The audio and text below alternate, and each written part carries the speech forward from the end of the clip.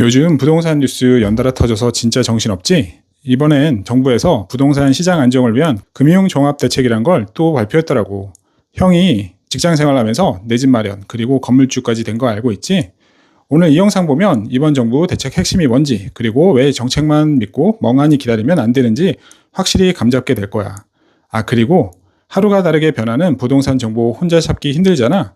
영상 아래 고정 댓글에 오픈 채팅방 링크 타고 들어와. 수시로 쏟아지는 부동산 정보 형이 무료로 계속 공유해 줄 테니까 지금 바로 들어와.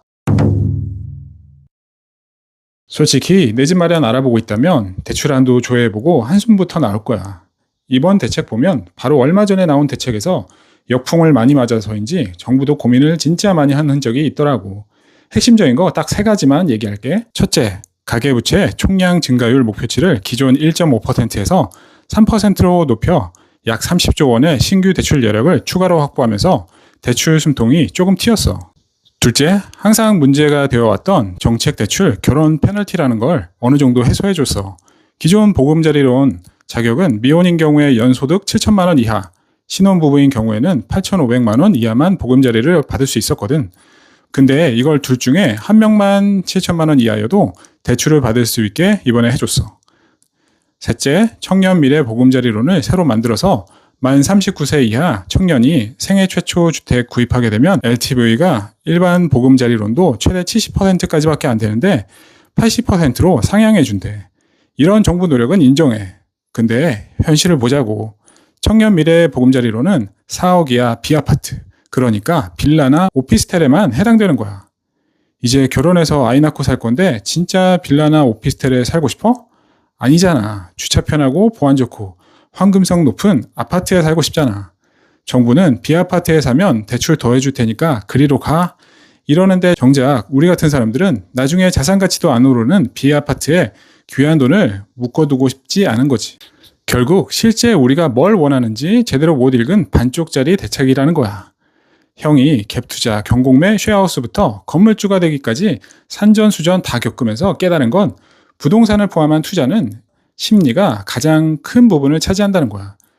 지금 안 사면 평생 못 들어가는 거 아니야? 이런 불안 심리가 한번 불붙잖아? 그럼 정부가 대출을 아무리 옥죄고 DSR 소득 산정을 깐깐하게 해도 사람들은 어떻게든 돈 끌어모아서 사게 돼 있어.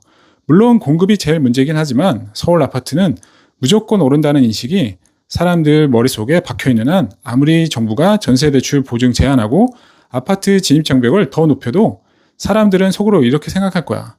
와, 정부가 이렇게까지 막는 거 보니까 역시 아파트가 답이구나.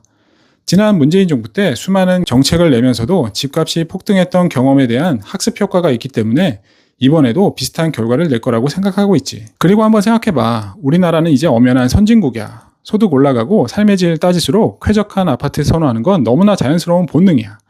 선진국일수록 다들 살고 싶어하는 핵심지 좋은 주택으로 쏠리는 건 지극히 정상적인 현상이거든.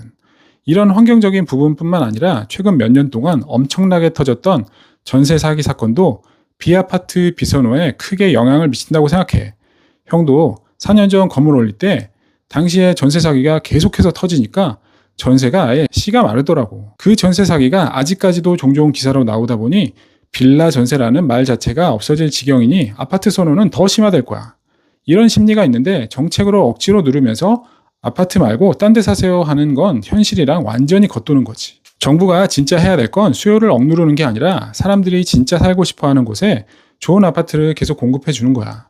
사실상 서울에서는 그런 땅이 없으니 재개발, 재건축을 속도감 있게 진행할 수 있도록 행정적인 지원을 해줘야 되는 거야. 정부 대책 취지는 알겠는데 시장 심리와 진짜 수요를 놓쳤다는 점에서 한계가 너무 명확해. 오늘 영상 보고 내 집 마련을 바로 생각하고 있다면 대출이 조금 풀렸으니 은행에 다시 한번 확인해보고 그리고 보금자리론 소득 조건 완화 대상이 되는지도 확인해보길 바래. 정부 말은 사실 언제 바뀔지 모르니까 바로 행동에 옮겨야 돼. 자산 상황이랑 대출 구조 정확히 파악하고 똑똑하게 전략 짜야 한다. 그래서 지금 바로 아래 고정 댓글에 있는 링크 클릭해서 오픈 채팅방으로 들어와.